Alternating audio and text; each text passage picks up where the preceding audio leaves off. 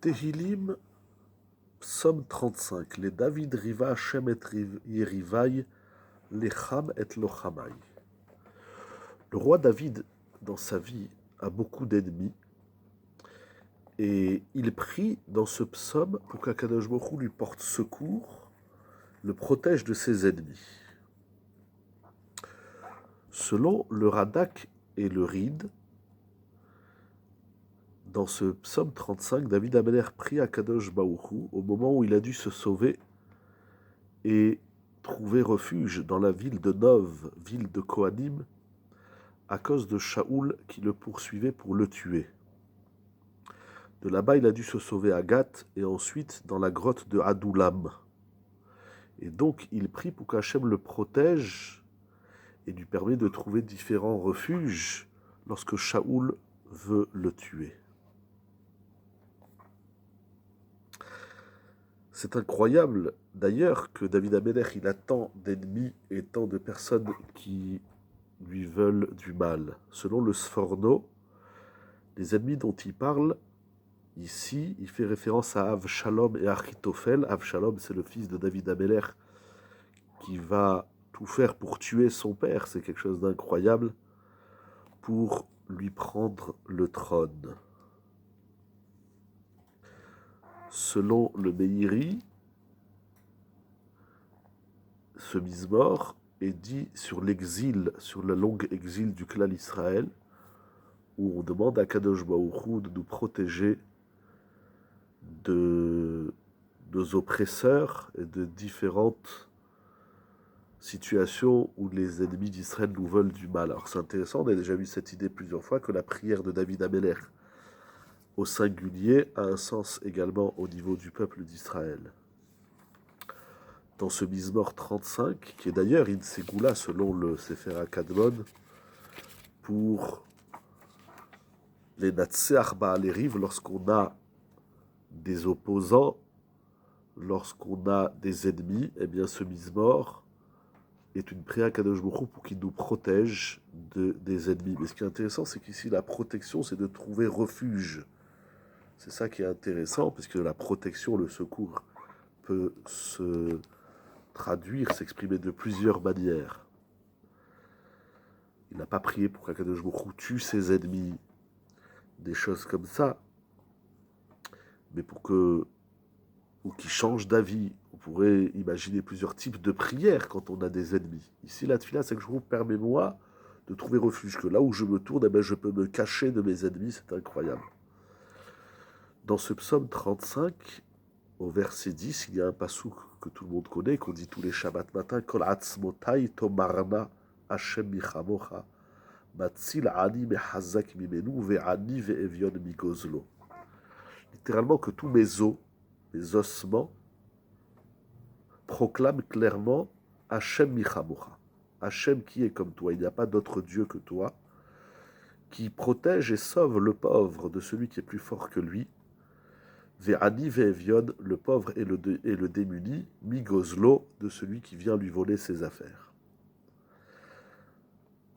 David Ameler reconnaît qu'il est ani, qu'il est pauvre, c'est-à-dire qu'il est démuni, il n'a pas les moyens de trouver refuge et secours sans l'aide d'Akadosh Baruch Hu, et il n'y a que Akadosh Baruch Hu qui peut le sauver.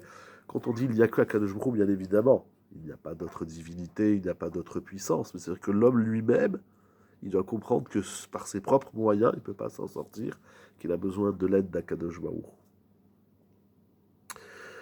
Selon le Midrash, dans Bereshit Rabbah, ce pasouk parle du Yetzeratov et du Yetzerara. Le Yetzeratov est appelé Ani. Le pauvre ici fait référence au bon penchant, au Yetzeratov, et il est submergé, il est attaqué par le Yetzerara qui s'appelle Chazak Mimenu Vegozlo, qui s'appelle plus fort que lui, et qui est donc celui qui lui veut du mal. Et donc par l'avodat Hashem, l'homme est protégé du Yetzer Hara. Selon le Yosef Teilot, il ramène le Zohar, qui dit que Kol Atzmotai Tomala, pourquoi on parle ici des ossements, ce passouk s'explique sur la résurrection des morts Triat Hametim. Parce que dans les temps futurs, le mal disparaîtra de la terre, et donc l'homme qui est rabaissé, qui est démuni, eh bien, il sera plus fort que le Yetzer Hara. Donc on voit qu'on a touché ici l'histoire individuelle de David Ameller, l'histoire de l'exil du clan Israël, l'homme dans son individualité, Yetzer Hara, Yetzer Hatov, et également que le mal à la fin des temps sera éradiqué, que nous espérons très bientôt, mais Ezrat Hashem. Et bien sûr, David Ameller, un pasouk très important, parmi tous les psukim sont très importants. Odecha bekal rav be'am atsuma aleleka. David Ameller, il promet à Kadosh Baruch Hu de le louer, de le remercier, bekal rav, au milieu d'une grande communauté. Une grande communauté, ça veut dire parmi les peuples. David Ameller promet à Kadosh Baruch Hu que de réunir tout le clan d'Israël, de remercier Kadosh Baruch Hu, de louer Hachem aux yeux des nations, mais également Be'am Atsum A'aleleka, et également face au peuple d'Israël. C'est comme ça explique le Even Ezra, le Radak et le Miri. C'est intéressant que la Odaya, le remerciement d'Akadosh Baruch Hu, ce n'est pas qu'un exercice de l'homme vis-à-vis d'Akadosh Baruch Hu, mais il faut diffuser ce remerciement aussi bien au sein du clan d'Israël qu'aux yeux de tous les peuples. Il demande David Ameller ce secours d'Akadosh, il peut trouver refuge.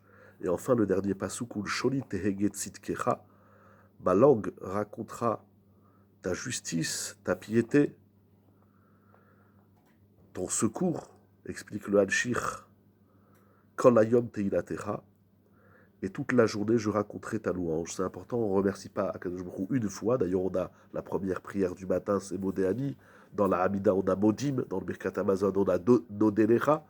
La prière de la Oda, la reconnaissance des bienfaits d'Hachem, c'est quelque chose qui doit se faire Kol Hayom Teilatecha. Qu'Akadosh Baruch Hu nous permette de vivre des grands événements et que nous soyons, Bezrat Hachem, lucides de reconnaître, de diffuser la grandeur divine dans le monde, aussi bien au sein des nations qu'à l'intérieur du clan d'Israël, qu'à l'intérieur de soi-même.